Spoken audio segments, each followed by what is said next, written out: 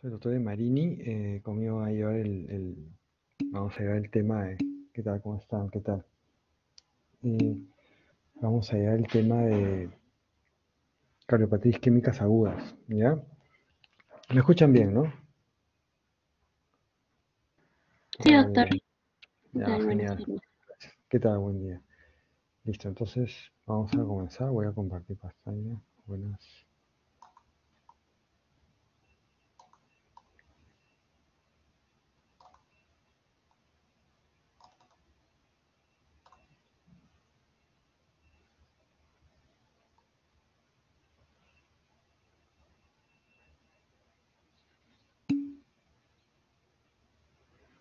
Buenas, buenas. Un ratito.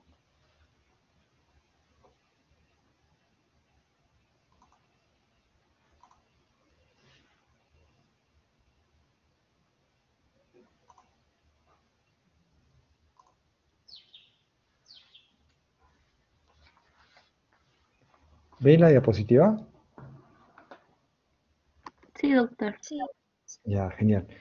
Ya, entonces, como digo, vamos a hablar sobre cardiopatías isquémica aguda. ¿Ya? La enfermedad coronaria isquémica es la principal causa de muerte y mortalidad a nivel mundial. ¿Ya? Eso es importante. Ha retomado en los últimos años bastante presencia debido al desarrollo de las ciudades, del tipo de vida que estamos llevando. La cardiopatía isquémica aguda o síndrome coronario agudo son aquellas entidades que se dan usualmente por la erosión o ruptura de una placa de ateroma. ¿Ya? Como van a ver, vamos a hablar sobre la definición, fisiopatología, diagnóstico y cardiopatía isquémica aguda está dividida, digámoslo así, según la presentación electrocardiográfica en IMA-ST elevado e IMA-ST no elevado. ¿Ya? Como le decía, según la Organización Mundial de Salud, la enfermedad cardiovascular es la principal causa de mortalidad a nivel mundial, sin considerar el COVID por de ahora, ¿no? Y por lo tanto es uno de los mayores problemas de salud pública, afectando en mayor progresión a la población en vía de desarrollo, como en nuestro país. Y la cardiopatía isquémica aguda o síndrome coronario agudo son aquellas entidades que se dan usualmente por la erosión o ruptura de una placa de ateroma, la cual va a erosionar o romperse. eh, Previamente se va a encontrar inflamada y complicada, previa a la ruptura o a la erosión, va a estar inflamada. Y esta ruptura de erosión va a producir un trombo intracoronario, el que va a generar una obstrucción, ya sea parcial o total del flujo sanguíneo y por ende del aporte de oxígeno al miocardio, lo cual va a hacer que disminuya el aporte de oxígeno al miocardio, lo cual se conoce como una isquemia, es decir, la isquemia que viene a ser el desbalance entre la oferta y la demanda de oxígeno al miocardio.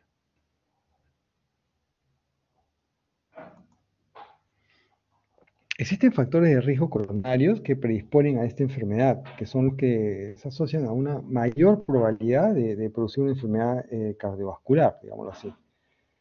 Eh, Hace unos años atrás se hizo el RENIMA 3, que es un estudio, un registro nacional de infartos acá en el Perú, y se encontró que la hipertensión es el principal factor de riesgo coronario en pacientes con infarto agudo de miocardio. De todos los infartos, el 65.9% eran hipertensos. Y le seguía el sedentarismo, la dislipidemia y la diabetes. Todos los factores de riesgo ya lo conocemos: tabaquismo, obesidad, sedentarismo, hipertensión, estrés, diabetes, dislipidemia. Y también podemos considerar factores genéticos, ¿no? Con la aparición de los biomarcadores cardíacos más sensibles, las troponinas ultrasensibles, se ha redefinido el infarto agudo de miocardio, el cual se basa en un enfoque clínico y bioquímico. Hace unos años se dio la cuarta definición de infarto de miocardio, donde definen la injuria de miocardio como la evidencia de elevación de troponinas por encima del percentil 99 del límite superior de referencia. Y la injuria o daño miocardio va a ser considerado aguda si hay una elevación dinámica y o una caída de los valores de troponina. El infarto agudo de miocardio se define entonces como la muerte celular causada por isquemia prolongada y tiene 5 presentaciones, como ven acá, ¿no? La 1, la tipo 1, que es la que más vamos a ver, es la ruptura de la placa inestable y trombosis coronaria, ¿no? La ruptura de la placa con la obstrucción de la arteria por un trombo. La de tipo 2, que viene a ser el desbalance entre la oferta y la demanda de oxígeno en el miocardio, pero no está relacionada a una placa ateromatosa. Acá está, por ejemplo, las taquiarritmias, está la anemia, las emergencias hipertensivas. En el tipo 3, el tipo 2 vienen a ser esos IMA que son secundarios a un evento no aterotrombótico. La tipo 3 es la muerte en pacientes con síntomas, sugestivos de isquemia miocárdica y se presumen cambios electrocardiográficos antes del resultado de troponinas. Son aquellos que hacen muerte súbita, ¿no? Los del tipo 4 está relacionado a la angioplastía intraluminal coronaria, la colocación del stent, y se divide en A, B, C. La A es cuando aquellos pacientes que después de un cateterismo presentan elevación de troponinas, luego de una angioplastía, de un cateterismo. Luego está la B, que es aquellos que producen un trombo a nivel intra-stent. ¿Ya? Y la C es la restenosis intra-stent posterior por aterosclerosis. La tipo 5 está relacionada con la cirugía de revascularización coronaria, es decir, con los bypass coronarios, ¿no? Y acá vamos a evidenciarlo como un aumento más de 10 veces del percentil de 99 del valor normal de troponinas. Entonces, ahí está. La de tipo 1, como hablamos, es el que está causado por una ruptura de una placa inestable y la formación consecuente de un trombo intracoronario. ¿Ya? Eh, los criterios para diagnosticar el IMA tipo 1 son los siguientes, los que están acá, ¿no? A la derecha. Detección de un aumento o caída de valor de troponina, al menos un valor por encima del percentil 99, y más uno de los siguientes hallazgos, que pueden ser síntomas agudos de isquemia miocardia, síntomas de isquemia, quiere decir dolor, angina, ¿no?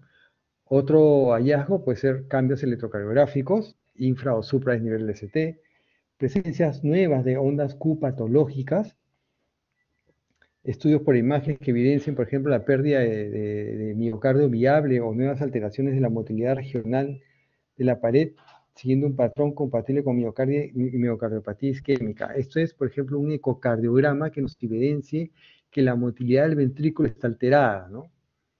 O la identificación propiamente del trombo, ¿no? Por un cateterismo cardíaco, ¿no? Entonces, tenemos que los criterios de infarto es la elevación de troponinas, más uno de los hallazgos, que mayormente es la clínica, que es la clínica, que me refiero a la clínica, al dolor que presenta el paciente, y también va muy, muy seguido en los cambios electrocardiográficos, que es lo que más tenemos a la mano, ¿no? Tenemos el laboratorio para hacer las enzimas, tenemos el electro para hacer y ver los cambios electrocardiográficos y lo que nos informa el paciente, ¿no? Los síntomas que trae. La ecocardio, muchos sitios, sobre todo en las guardias, a veces no está a la mano y entonces nos valemos de esos de ahí, ¿no? Con respecto a la fisiopatología, la cardiopatía isquémica aguda es causada por la reducción súbita en el flujo sanguíneo coronario, ¿no? Ocasionado generalmente por una aterosclerosis con trombosis agregada, como ven acá, ¿no?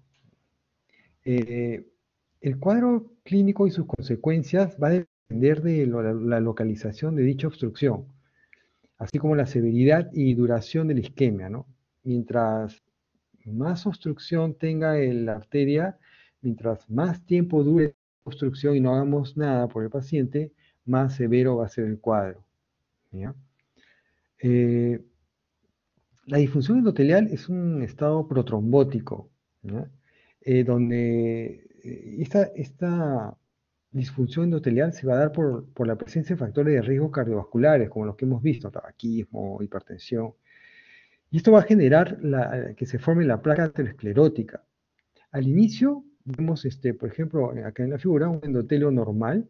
Luego vemos que se da la disfunción del endotelio y esto va a generar infiltración y adherencia de células inflamatorias dada por monocitos y por las lipoproteínas de baja densidad, el LDL.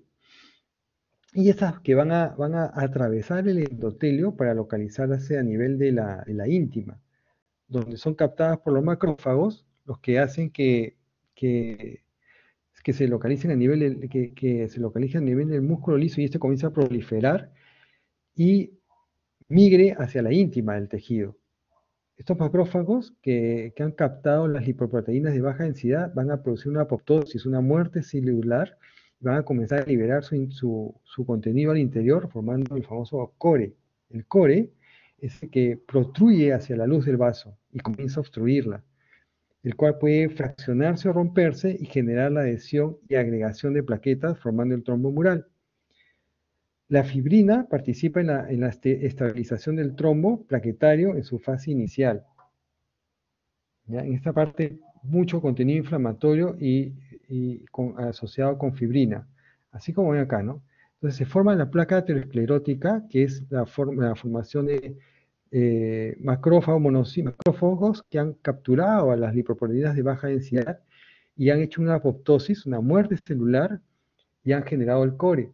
Y este core es lo que va a formar toda la placa de ateroma que va a comenzar a protruir la luz. Luego esta se rompe o se quiebra, ¿no? Y es el que se forma el trombo y la obstrucción total del flujo, que puede ser total o parcial la obstrucción. Y esto va a hacer que disminuya el aporte de oxígeno a la parte distal a la obstrucción de la arteria, ¿no? Y como digo, pues esta obstrucción puede ser total, como vemos ahí, o también puede ser parcial, ¿no?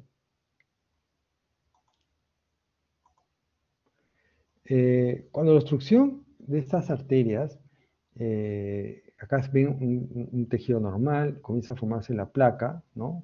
Un endotelio disfuncionante, se forma la placa.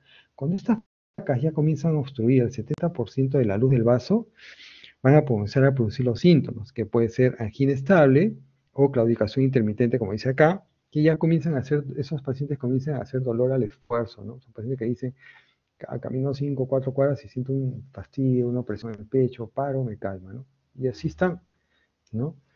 Y posteriormente, si no llegan a recibir un tratamiento en esos momentos, estas placas pueden romperse o erosionar y formarse el trombo que va a generar el síndrome coronario agudo, ¿no? Con respecto al diagnóstico, va a estar dado, como les dije, por la elevación de troponinas, ¿no? Y por la clínica que presenta el paciente. En ese caso, la clínica sería la angina, el dolor torácico, y también los cambios electrocardiográficos, ¿no? Entonces, si el paciente llega a la emergencia con dolor torácico y sospechamos de una cardiopatía isquémica aguda, solicitamos unas troponinas y un electrocardiograma. El electrocardiograma, si presenta elevación persistente del segmento ST, que lo vamos a ver más adelante, estamos ante un síndrome coronario agudo con ST elevado. Si tiene infradesnivel del ST o T negativas, con elevación o caída en las troponinas, sería un síndrome coronario agudo ST no elevado, ¿no? El famoso infradesnivel del ST. Si este mismo electro tiene troponinas normales, estamos ante una angina inestable, ¿no? Si no hay elevación enzimática, pero hay cambios electrográficos, ya sea tentativas o infradesnivel, no hablamos del supra, sino del infranivel, hablamos de angina inestable.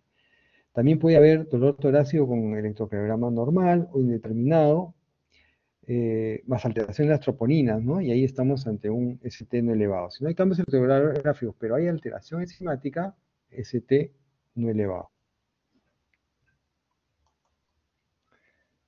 Esta diapositiva muestra un algoritmo de triaje de la cardiopatía isquémica aguda.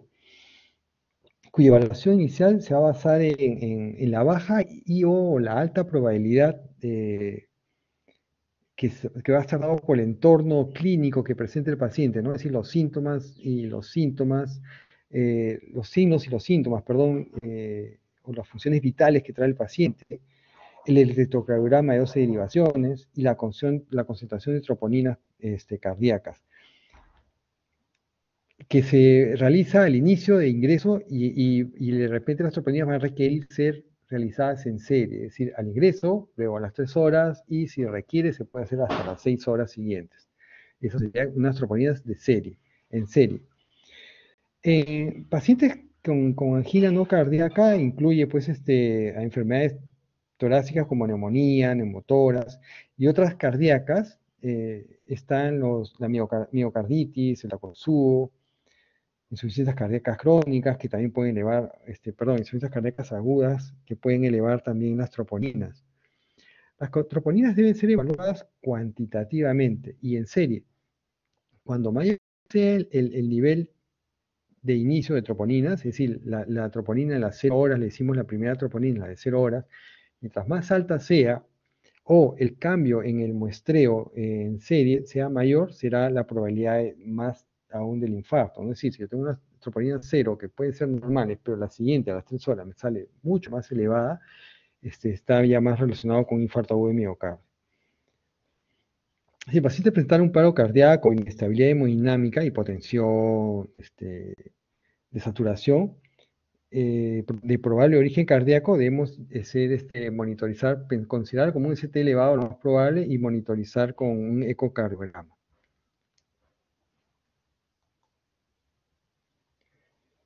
Con respecto a la clínica que hablamos, el dolor torácico, que es el síntoma principal, debemos realizar una adecuada anamnesis para demostrar que es una angina típica, como vamos a ver más adelante, es decir, que las características sean que tenga la característica típica del dolor, ver qué localización tiene, qué radiación tiene, qué intensidad tiene, qué factores lo predisponen o qué factores lo autolimitan, si se asocia con signos neurovegetativos.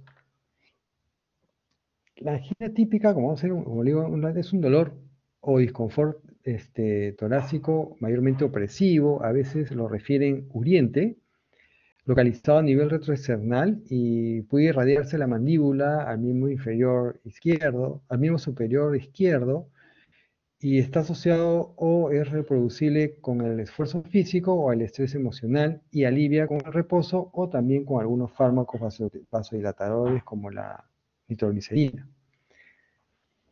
Entonces, en el síndrome coronario agudo, mayormente el dolor anquinoso es más severo, más prolongado, puede ser precipitado por el ejercicio, menor que el ejercicio, es decir, si antes me decía que el dolor lo presentaba al esfuerzo de 3, 4 cuadras, ahora lo presenta al mínimo esfuerzo, ¿no?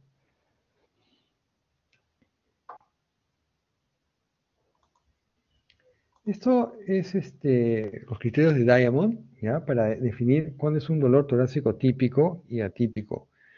Las características del dolor torácico, como dije, es importante el hacer una buena anamnesis, preguntar bien a la hora de hacer la historia clínica cómo es el dolor que presenta el paciente. Si es opresivo, si es retroesternal, si está irradiado o a la mandíbula o al brazo izquierdo, si está presente al esfuerzo físico, al estrés emocional y si cede o no al reposo o con nitratos. Entonces, si cumple 3 de estos criterios, estamos frente a un dolor torácico típico. Si cumple 2, es atípico, y si cumple 1, un dolor no anginoso. Esos son los criterios de Diamond, ¿ya?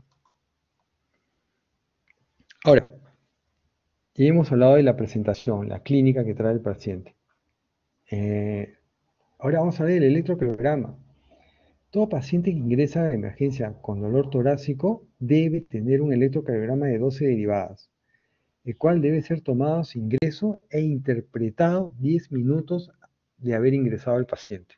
Es decir, tu paciente te dice, según estas es las guías con las cuales nos guiamos para el tratamiento, el manejo de esos pacientes. Las guías nos dicen, que nosotros tenemos que tener un electro hecho y definido, determinado, concluido, es decir, definido, es decir, dando el diagnóstico del electro, del ingreso del paciente hasta 10 minutos. ¿Ya? Ahora, los criterios electrocardiográficos para un infarto agudo miocárdico, lo que ven acá, lo normal de un electrocardiograma, ¿ya? Es que el segmento ST, que ven acá, vamos a ver si no sé si- el segmento ST que ven acá, tiene que ser isoeléctrico con el PR, es decir, tiene que ser al mismo nivel. ¿Ya? Alteraciones en este segmento ST, ya sea infra hacia abajo o supra hacia abajo, nos van a dar la connotación electrocardiográfica del ST elevado o el ST no elevado. Por ejemplo, en el infarto agudo del miocardio con ST elevado, es decir, las troponías elevadas con un electrocardiograma con ST elevado, es aquel ST que se va por encima del isoeléctrico, del trazado isoeléctrico. Y el infradesnivel, por lógica, es el que se va por debajo del patrón isoeléctrico, como ven acá. Y la otra presentación en ST no elevado también es la presentación no necesariamente que descienda el ST, sino que presente T negativa. Acá, como en este ejemplo acá, un infranivel marcado, miren acá, vamos a hacer la flecha, el ST debería ser este nivel, pero cae. Y el supra, miren acá está la onda P, la Q, y acá el ST que se va hasta arriba. Vamos a hacer otros ejemplos.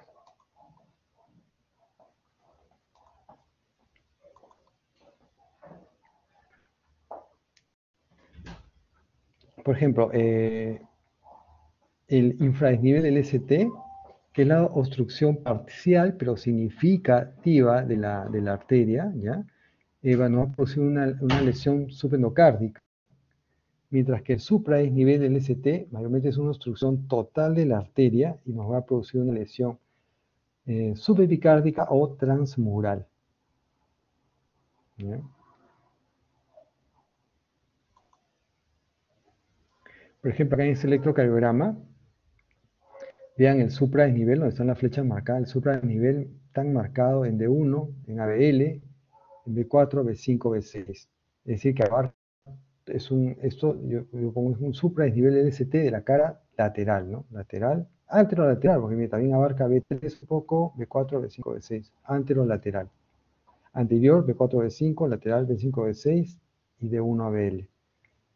Podemos poner hasta un anterior extenso, ¿no? Que abarca toda la anterior y la lateral, anterior extenso. Ese es el supradesnivel. Y tenemos la presentación del infradesnivel. Miren acá este infradesnivel en D2, D3, ABF, B3, B4 y B5. Entonces es un infradesnivel de la cara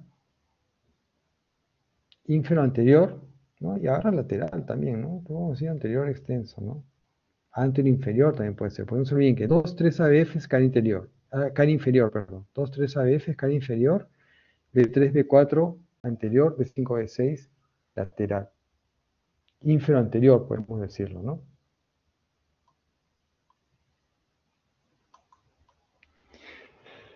Con respecto a los biomarcadores, la troponina, los biomarcadores cardíacos van a ser el patrón primordial para la evaluación clínica y electrocardiográfica del paciente. Las troponinas, que son mucho más sensibles y específicas para demostrar lesión de cardiomiocitos, mucho más sensible que la mioglobina y que el CPK. Entonces, debe existir variaciones significativas de la concentración de troponina entre determinantes seriados. Es decir, si yo tomo la troponina 0 con la 3 horas o la sexta hora, debe una variación significativa para ser considerada clínicamente significativa. La seriación se refiere a las tomas de muestras al ingreso, la 0 hora, la siguiente sería la tercera hora, y se puede ampliar hasta sexta hora si no hay mucha variación entre la 0 y la tercera hora o si el incremento no ha sido significativo. ¿ya? Y si a pesar de eso sigue la sospecha clínica de que es un infarto, ¿no?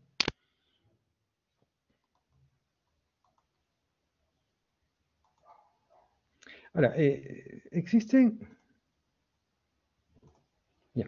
Existen otras patologías que pueden producir injuria miocárdica y por ende lesión de cardiomiocitos y elevar las troponinas, ¿no? Como son las taquiarritmias, la insuficiencia cardíaca, las emergencias hipertensivas, miocarditis, TACOSUB, disección aórtica, las enfermedades renales, bien común que te eleven las troponinas, ¿no? Una forma acá de diferenciar del infarto es hacer la seriada, ¿no? Por ejemplo, acá yo tengo un paciente que es renal, le hago una troponina, me sale discretamente elevada, yo la repito a la tercera hora, a la tercera hora. Si no hay mayor variación, yo pienso que es solo por el problema renal, pero si hay una variación significativa de las 0 horas con la tercera, hay una elevación significativa, es decir que es un infarto y está progresando el infarto. Entonces, hay algo que siempre les digo a todos los muchachos que van a hacer guardia, como ustedes que en algún momento lo van a hacer, en los pacientes que ingresan a la emergencia y sospechamos de una cardiopatía isquémica aguda, debemos realizar una adecuada anamnesis con una evaluación estricta de las funciones vitales. Es fundamental evaluar las funciones vitales. ¿De qué estoy hablando? La presión arterial, la frecuencia cardíaca, la saturación de oxígeno, ¿ya? Y el estado de conciencia del paciente. Lo cual, al tomar estos datos, nos va a ir tomando actitudes terapéuticas sin esperar los resultados del electro y o laboratorio, ¿no? Mientras yo voy mientras voy evaluando la presión, voy evaluando la saturación, eh, puedo ir haciendo el electrocardiograma o la enfermera o alguien haciendo el electro mientras voy tomando esos datos, mientras espero los resultados del laboratorio, porque yo no voy a esperar el electro que me hagan el electro, no voy a esperar que me den las troponías que demoran a veces 1 hora, para yo recién tomar actitudes ante una hipotensión, ante una desaturación, ¿no? O una taquiarritmia, ¿no?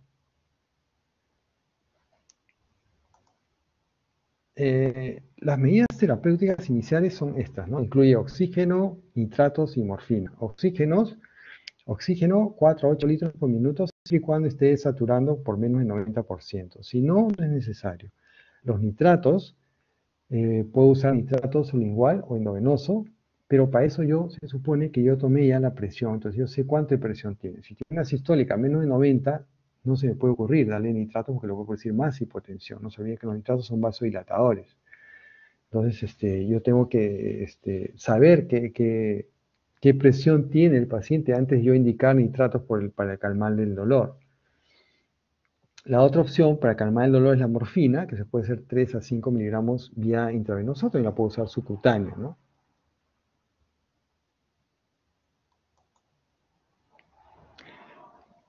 Ahora vamos a hablar del tratamiento de cada una de las presentaciones de la cardiopatía isquémica aguda. Y vamos a comenzar con el ST elevado.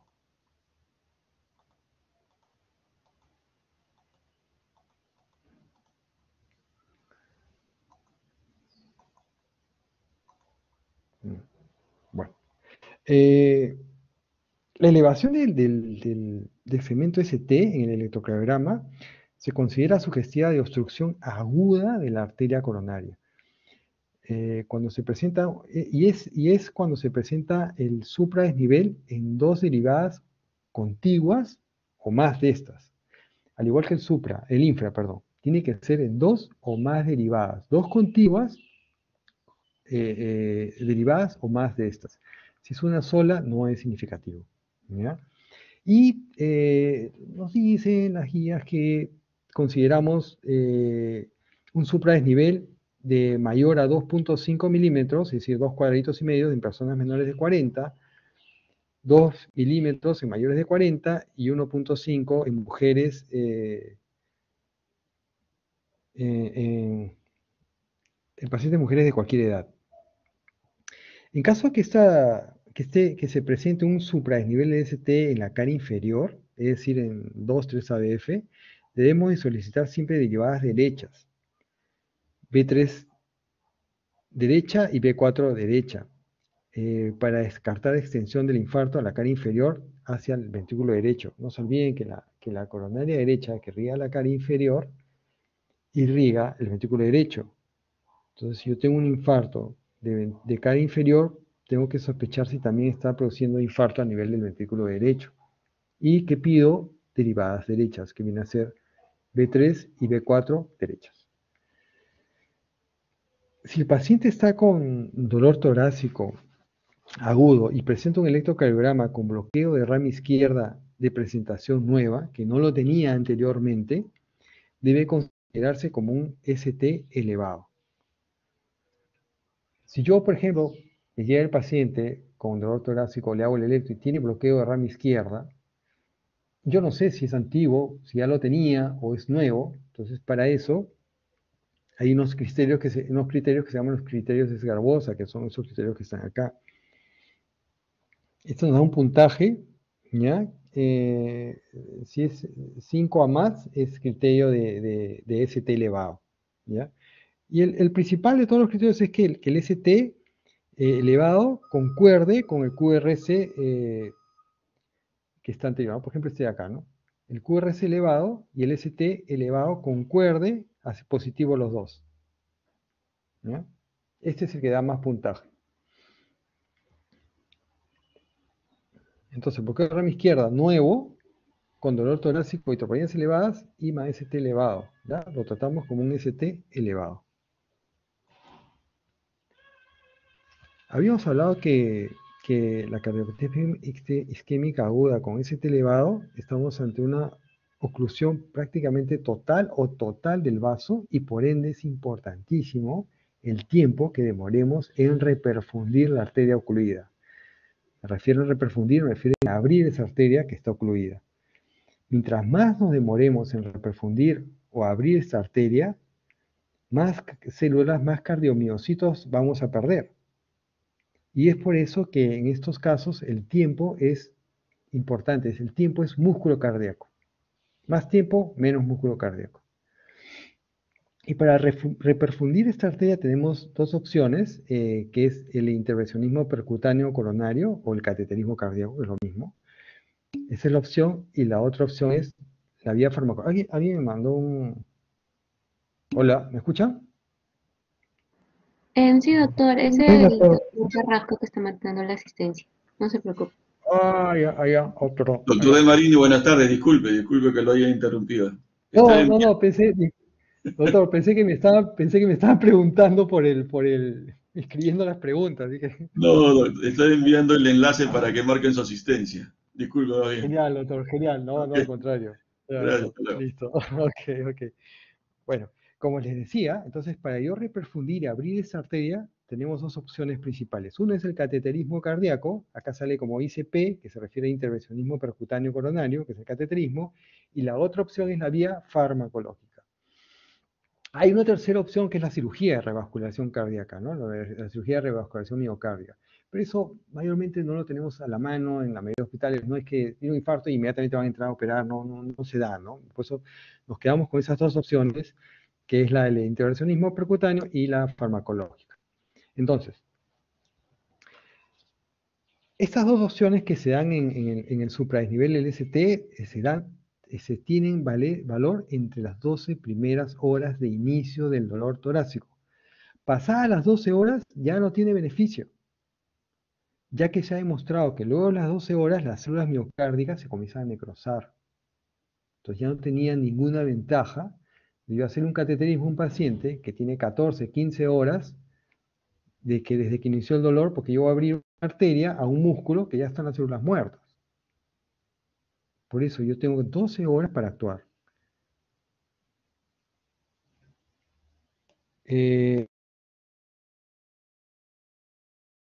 Dolor, siempre, ¿no? Le preguntas, ¿a qué hora viene el paciente a la emergencia? Me duele el pecho. ¿A qué hora comenzó su dolor? No, ya me duele desde ayer. ¿A qué hora fue el máximo dolor? Hace una hora. Y ahí comienzan a contar ustedes. Desde esa hora comienzan a contar las 12 horas que tienen ustedes para actuar. ¿Ok? Entonces, una vez que ingresa, recapitulamos, ¿no? Una vez que ingresa el paciente con dolor torácico, emergencia, tenemos menos de 10 minutos para realizar un electrocardiograma. Y demostrar que este electrocardiograma pertenece a un ST elevado. Si este electro pertenece a un ST elevado, tengo menos de 12 horas de evolución.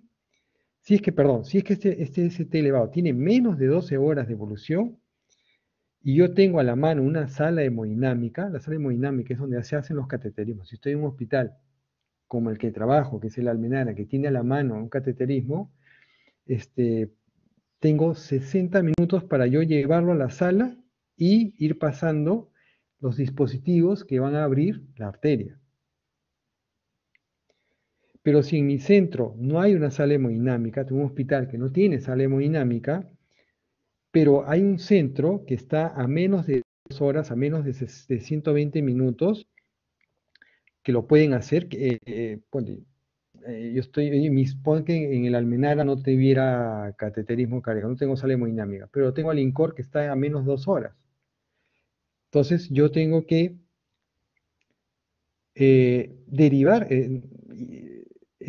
poder derivar mi paciente a ese centro que está a menos de 2 horas, a menos de 120 minutos. Pero si yo no tengo a la mano un centro quirúrgico, un centro de hemodinamia que esté a menos de 2 horas, que está a más de 2 horas, yo tengo que iniciar tratamiento farmacológico. ¿Ya? Y este tratamiento farmacológico se usan drogas que se llaman fibrinolíticos, y las guías también nos dicen, así como tengo 60 minutos para llevarlo a la sala hemodinámica, si yo tengo la decisión de hacerle la fibrinolisis farmacológica, tengo menos de 10 minutos para iniciar el pasaje de la droga. ¿Ya? O es lo que pasa, a veces también pasa que uno, póngase, está en un centro y no tienes hemodinamia, llamas al hospital que está más cercano, que sí tiene, y de repente dice, no tengo camas. Mi equipo de hemodinamia está ocupado ya hace 2 horas y no salen de hemodinamia. O que se llama a otro centro, y ahí, por más que lo tenga a la mano, pero no están disponibles, tengo que iniciar tratamiento farmacológico, y no puedo esperar más. ¿Ok? El tiempo, hemos dicho que es músculo cardíaco. Entonces, la terapia de reperfusión, en el ST elevado, ojo, en el ST elevado, va a estar guiado mucho por el tiempo. Habíamos dicho, si está en menos de 12 horas, se realiza, se puede transferir siempre y cuando el hospital el hospital que tenga capacidad para hemodinámica tenga el tiempo de menos horas para realizarlo. Y si es mayor, realizo la fibrinolisis. Algo que vamos a ver más adelante, si yo realizo el fármaco y cumple unos criterios de reperfusión, cumple criterios que lo vamos a ver más adelante, que si en realidad se ha abierto esa arteria, yo igual tengo que hacer un cateterismo. Y tengo 2 a 24 horas, ya más tiempo, hasta 24 horas para realizarlo. Pero si no cumplió los criterios de reperfusión, que lo vamos a ver más adelante, yo tengo que llevarlo a un cateterismo urgente. Tengo que transferirlo sí o sí. ¿Ya? En cambio, si el paciente me viene a la emergencia ya con más de 12 horas de evolución, el tratamiento, si el paciente es estable, ¿ya? El tratamiento es lo que vamos a ver más adelante, antiagregantes, anticoagulantes, y de todas maneras consideraría el cateterismo, pero tengo 12 a 48 horas siguientes ya para hacerlas. ¿Ya? Pero en cambio, si el paciente me llega con más de 12 horas, pero persiste con síntomas, es decir, llega, no sé, 14, 15 horas, qué sé yo, pero persiste el dolor torácico, es más, está inestable, hipotenso, taquicárdico, desaturando, por ahí me hace taquicardias ventriculares, ese paciente tiene que ir a un cateterismo urgente, por más que tenga más de 12 horas. Quiere decir que hay células ahí todavía que están atontadas y que se pueden salvar con un cateterismo.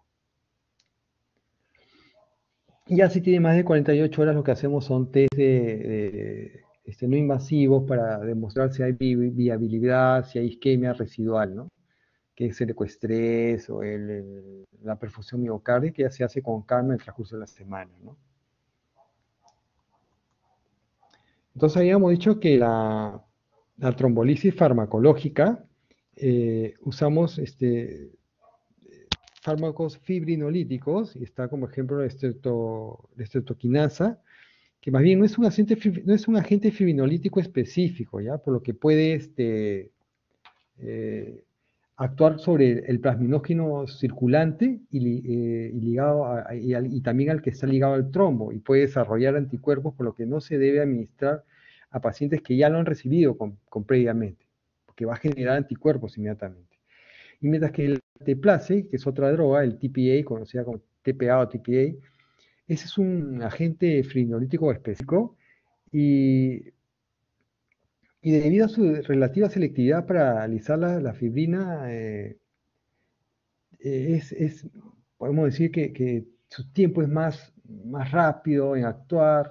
Este, la, es- este, el problema con el ATP, el TPA, que es mucho más caro que la estreptoquinasa, ¿no? Pero ha demostrado cierto mayor beneficio sobre el estrepto. Eh, Esas son las dosis que usamos. En caso de estreptoquinasa es 1,5 millones, la diluimos en cloruro de estroza a 100 cc y lo pasamos en 1 hora.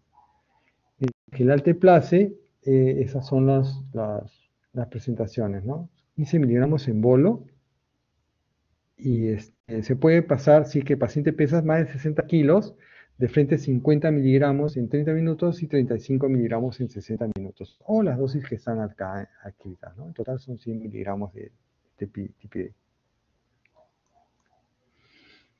Ahora, es importante saber que mi paciente que tiene indicación de trombolisis farmacológica, ¿cuáles son las contraindicaciones para el uso? No es que yo decido que el paciente tiene que ser fibrinolizado y punto. No, hay unas contraindicaciones absolutas que las tengo que tener en cuenta, porque eso me dice que no puedo usar trombolíticos. ¿Y cuáles son las absolutas? ¿No? Que el paciente haya tenido un ACV hemorrágico previo o un ACV isquémico en los 3 meses previos. Si ha tenido hemorrágico en cualquier época de su vida, no. Si ha tenido isquémico dentro de los 3 meses previos, sí. Ese es otro contraindicación. Si es que tiene una neoplasia en el sistema nervioso central, si es que ha tenido un TEC, una cirugía en las 3 semanas previas, si es que tiene un sangrado activo o diátesis hemorrágica, o si es que sospechamos de una disección aórtica. Y las otras son las relativas, ¿no?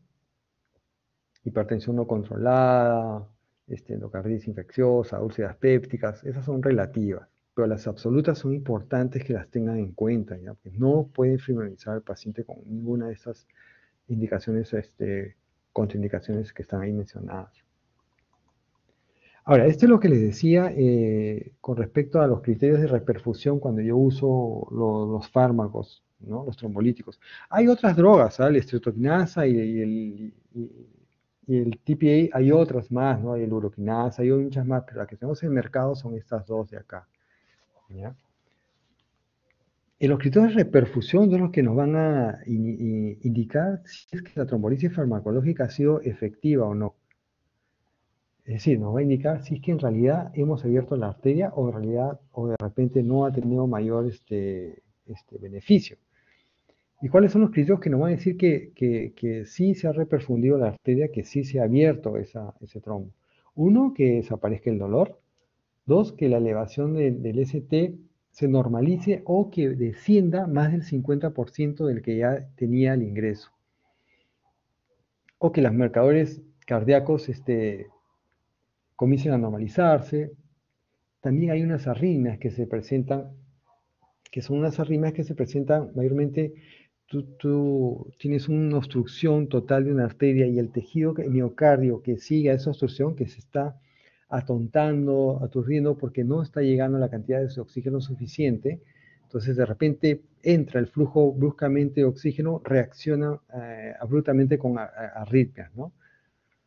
Y la otra forma es darnos cuenta con una angiografía que hemos dicho que de todas maneras, aunque se haga una fibrinolisis, debería el paciente ir a un cateterismo cardíaco de todas maneras para corroborar que la arteria está totalmente abierta, ¿no? Estos fármacos trombolíticos pueden producir complicaciones durante el pasaje de la droga, ¿no? Una es hipotensión, arritmias y lo peor de todo que nos hagan unas hemorragias, ¿no? Y lo peor sería una hemorragia intracerebral, eso sí es catastrófico. Puede pasar, por eso el empleo de esta droga requiere la autorización ya sea del paciente si está estable o de algún familiar antes de usar esta droga, porque puede producir efectos catastróficos como una hemorragia intracerebral, ¿no? Felizmente el porcentaje es bajo, ¿ah? Es bajo. Entonces, con respecto al tratamiento farmacológico, no solo en ese elevado, sino en el infranivel también, aunado en este caso a la reperfusión de la arteria, está el uso del ácido acetilsalicílico, que es la aspirina, y está aunado al clopidogrel, ¿no? Aspirina más clopidogrel, es decir, doble integración plaquetaria. Estos fármacos, ya sea la aspirina o el clopidogrel, son antiagregantes plaquetarios. Y lo que indican las guías es que usar doble antiagregación plaquetaria. La dosis de carga de aspirina son 300 miligramos, dosis de carga, y posteriormente ya le damos entre 75 y 300 miligramos, que lo habitual es 100 miligramos diarios. Y la dosis de carga de clopidogrel también es 300 miligramos, si el paciente es menor de 75 años. Si el paciente es mayor de 75 años, preferible no darle carga de clopidogrel y darle una sola tableta que viene de 75 miligramos. Y también está indicada la anticoagulación, ¿no?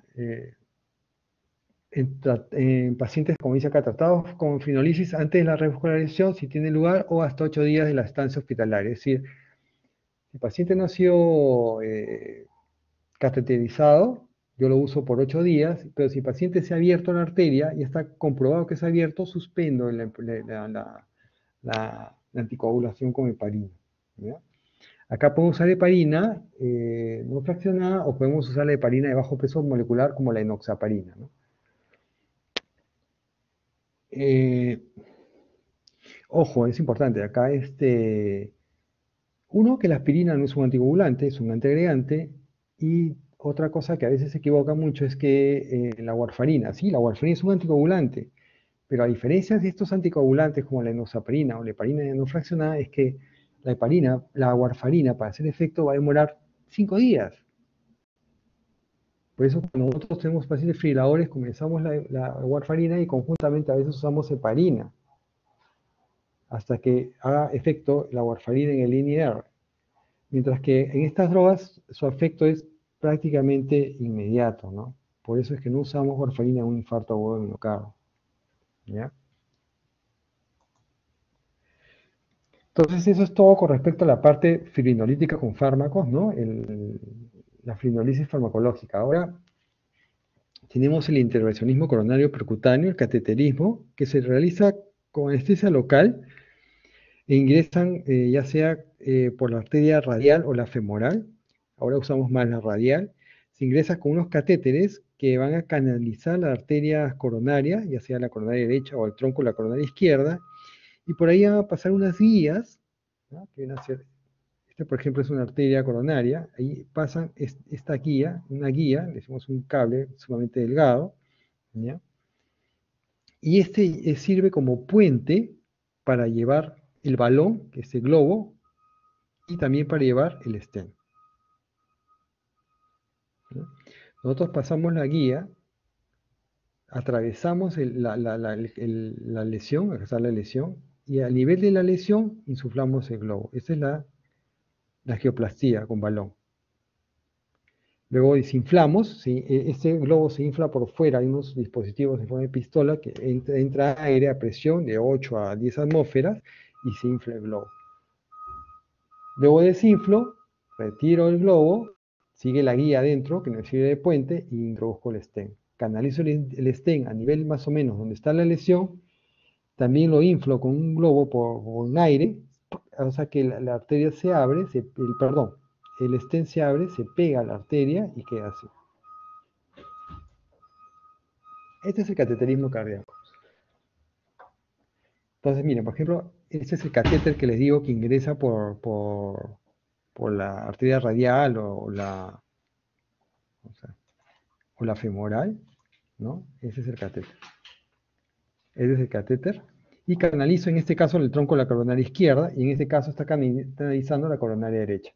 Antes de pasar la guía, yo introduzco contraste y pinto todas las arterias, ¿no? La descendente anterior, la circunfleja y acá la coronaria derecha. ¿Ya? Y donde encuentro la lesión, ya comienzo a introducir la guía.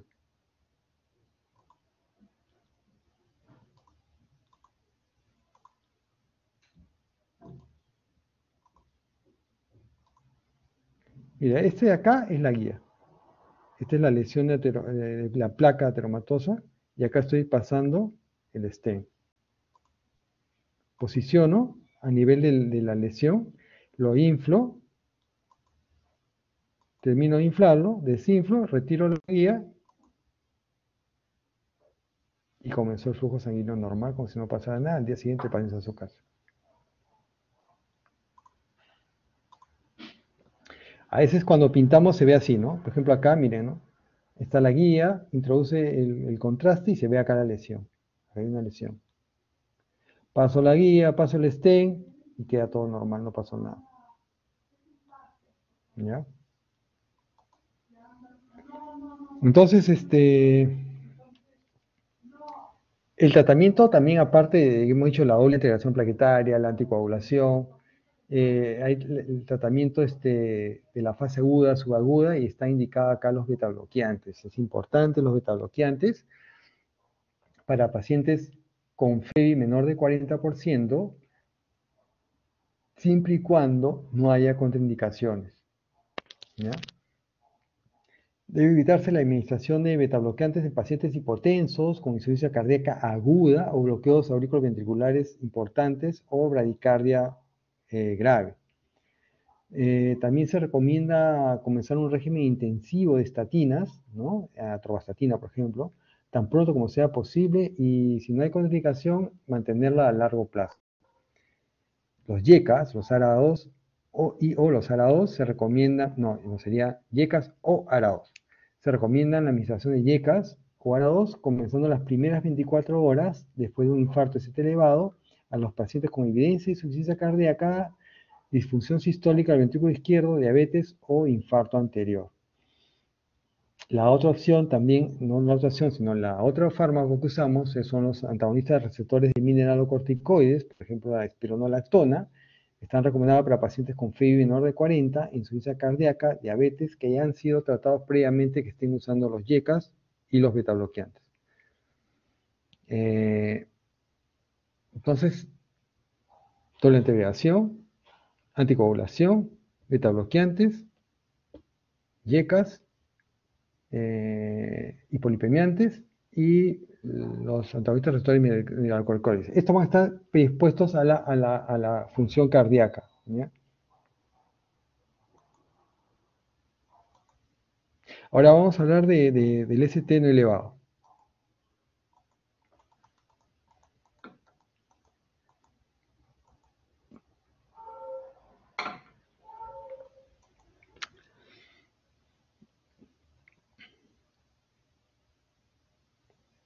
En la clínica del dolor torácico en el electrocardiograma con ST no elevado,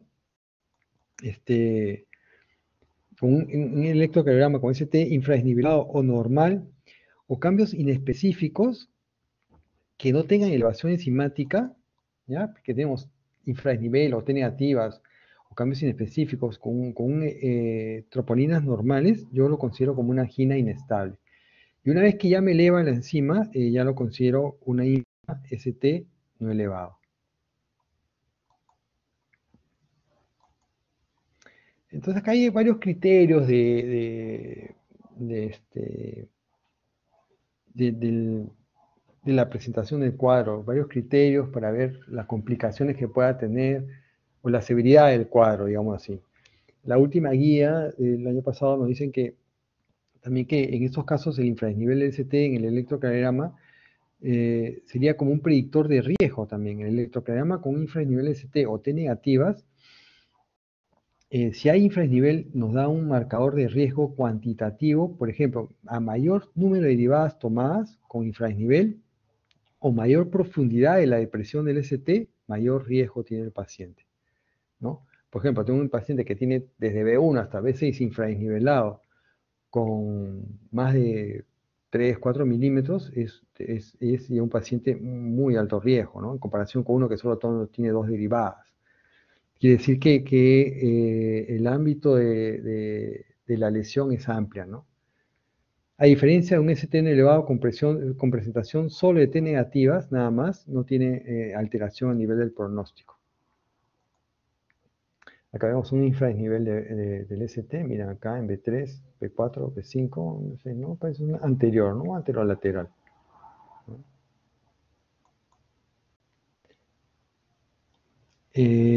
En el síndrome coronario agudo sin elevación del ST, en el ST no elevado, el tratamiento con cateterismo va a depender de la estratificación de riesgo que tenga el paciente.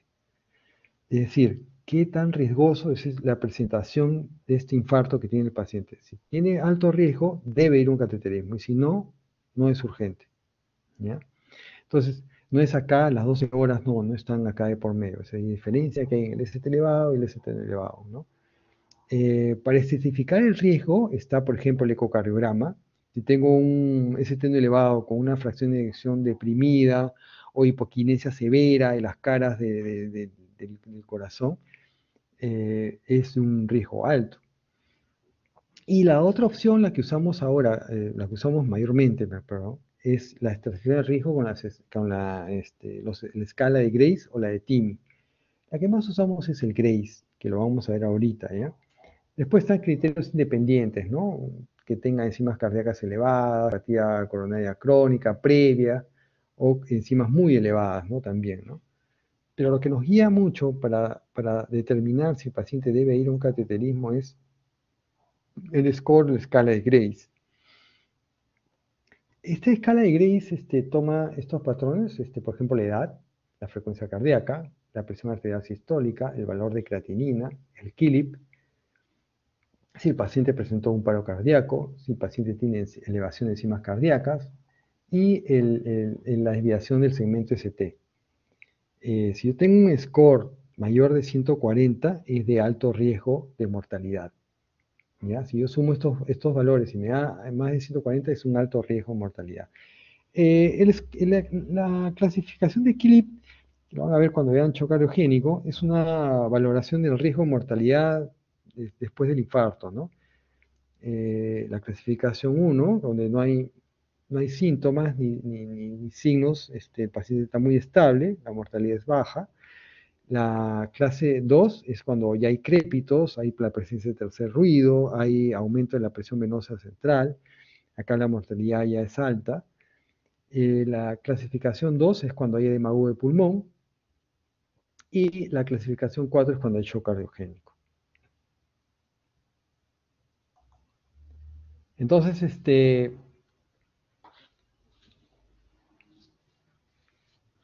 una vez para estratificar el riesgo, para indicar el cateterismo cardíaco, está el muy alto riesgo, el alto riesgo y el de bajo riesgo, ¿no? El alto riesgo, aquel que tiene inestabilidad hemodinámica o shock cardiogénico, ¿no? Que está hipotenso, desaturando o está en shock, o hay paciente que tiene recurrencia o de otro tipo refractario al tratamiento, ¿no? Le estoy dando toda la doble antiagregación, nitratos, beta blocks, y a pesar de eso sigue con dolor. Aquellos que hacen arritmias que comprometan la vida del paciente, como taquicardias ventriculares, complicaciones del infarto, insuficiencia cardíaca aguda por el infarto, ¿no? Esos pacientes son considerados con muy alto riesgo. Luego están los pacientes de alto riesgo que están estables, pero contienen cambios dinámicos en el electro, ¿no? T negativas, después tiene un score Grace mayor de 140, ¿no? Porque hemos dicho que el score de 140 es alto riesgo, no muy alto riesgo, sino es alto riesgo. Oye, los que no tienen ninguno de estos parámetros son considerados como que no cumplen estos criterios como bajo riesgo, ¿ya? Entonces, ¿Para qué nos sirve esto acá? Para decir que los pacientes que tienen muy alto riesgo, ¿ya? Tienen que entrar en un tratamiento invasivo, de estrategia invasiva con cateterismo cardíaco de manera inmediata, en menos de 2 horas. ¿Ya? En el paciente de alto riesgo, son de la terapia invasiva temprano, dentro de las 24 horas. Y el de bajo riesgo, se pueden hacer pruebas de detención de isquemia y de ser estas positivas, recién llevarlos a un cateterismo, ¿no? ¿Ya? Entonces, muy alto riesgo, pacientes chocados, eh, con choque aleogénico, recurrencia de dolor, estos pacientes deberían de ir a un cateterismo en menos de 2 horas, ¿no?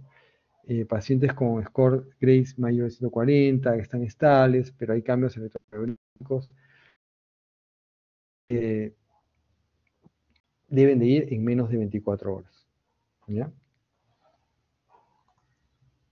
El tratamiento es casi similar, ¿no? Usamos doble antiagregación plaquetaria, la aspirina que actúa a nivel de tromboxana 2. Acá, cuando hablamos de reperfusión con fibrinolíticos, usamos solo aspirina y clopidogrel, ¿no? Pero hay otros antiagregantes plaquetarios de la familia de la adenosindifosfato, que son clopidogrel, prasugrel, ticagrelor y cangrelor. Lo que tenemos acá en el mercado es prasugrel y el ticagrelor. ¿Ya? Esas son otras opciones, métodos mucho más caros, pero es otra opción que tenemos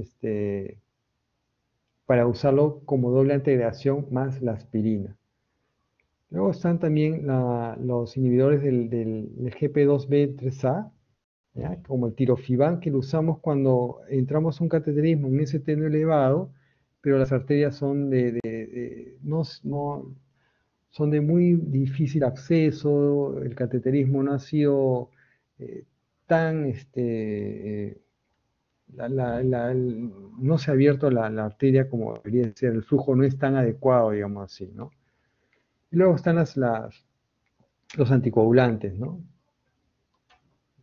La heparina no fraccionada que actúa a nivel de la trombina y evita que se forme el fibrinógeno, ¿no? Como ven acá. Después están el apixaban, el oxaban, Rivarox actúa a nivel de factor 10A, que lo ven mucho en anticoagulación, cuando hay fibrilación auricular, por ejemplo, ¿no? Y el Rivaroxaban que ha demostrado algunos beneficios que lo vamos a ver ahorita en el infarto. Lo mismo con los antiplaquetarios, la doble integración, como dijimos, aspirina, la carga de 300 miligramos y diario 75 a 100 miligramos de manejo diario. Se debe añadir un inhibidor del P2I2, que es clopidogrel, prasugrel o el ticagrelor, ¿no?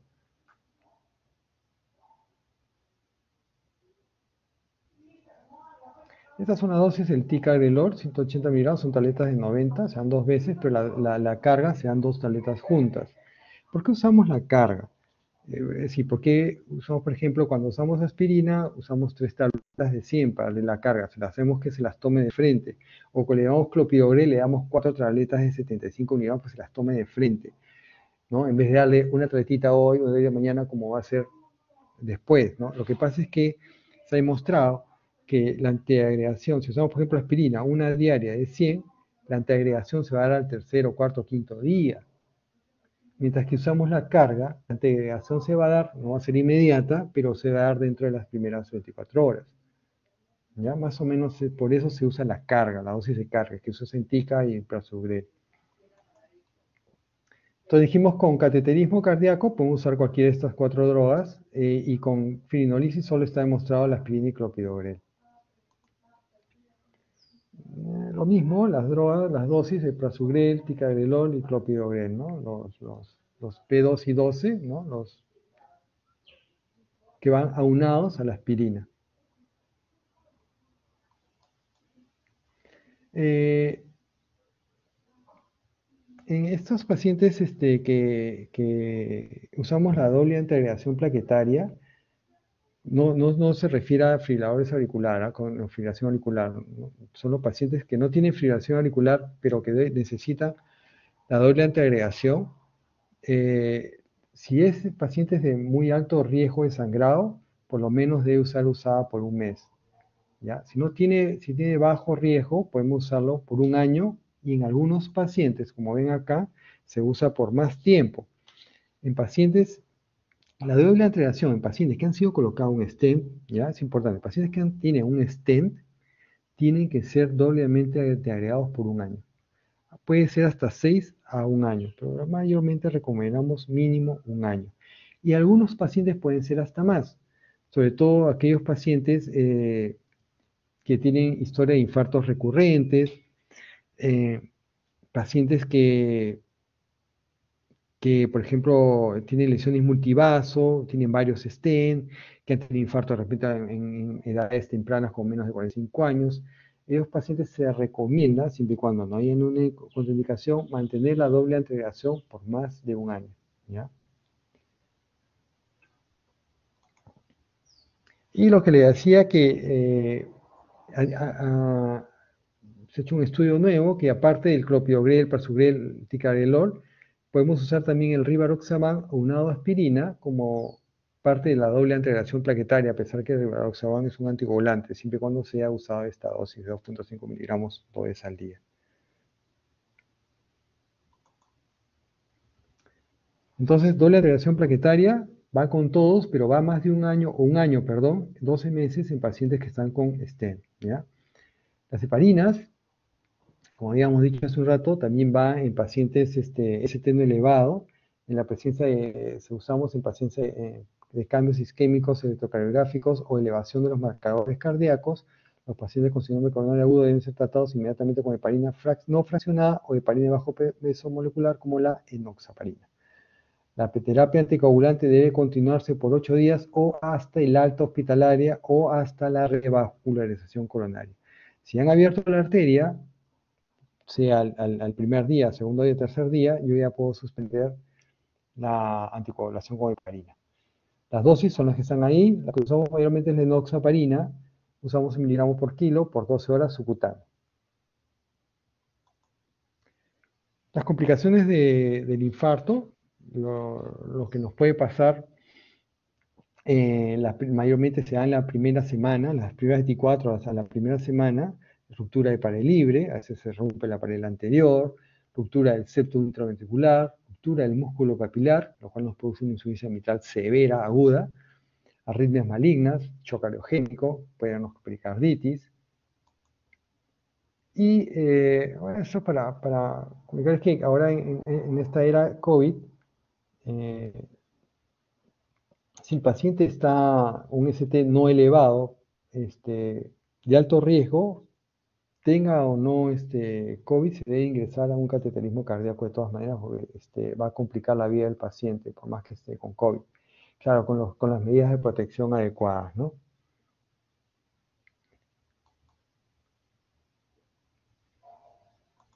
Y bueno, eso es todo. ¿Alguna pregunta?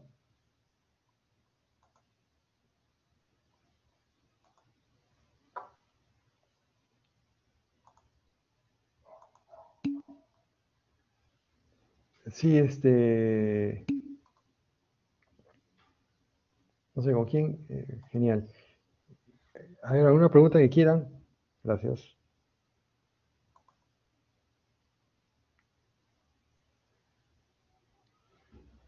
Capitulamos entonces, ¿ya?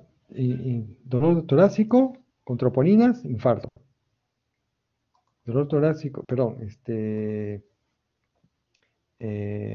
troponinas, cambios electrocardiográficos supra o infra, infarto.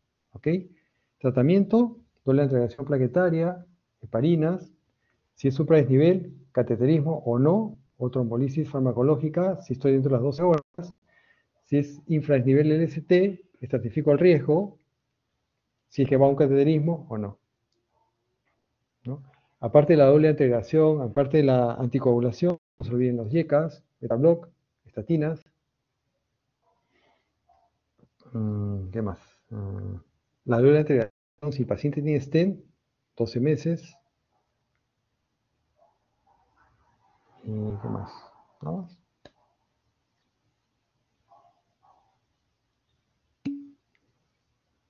Genial. ¿Alguna pregunta?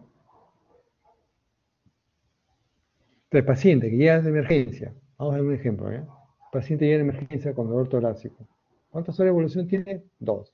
Le hago el electro, tengo 10 minutos para hacer electro, y le hago electro y encuentro su nivel del CT. ¿Qué indicación tiene? De cateterismo. ¿Tengo cateterismo en mi centro? Lo hago. Si no, lo puedo transferir siempre y cuando sea menos de 120 horas. Paciente me llega en emergencia con más de 12 horas de dolor. Veo el electro, supradesnivel del ST, está inestable, hipotenso, persiste el dolor, ¿no? Se está chocando, hace taquicardias, cateterismo.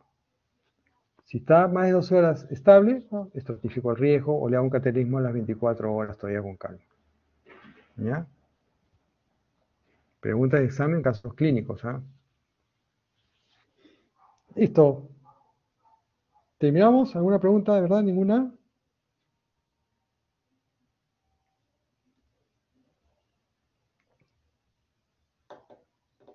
Bueno.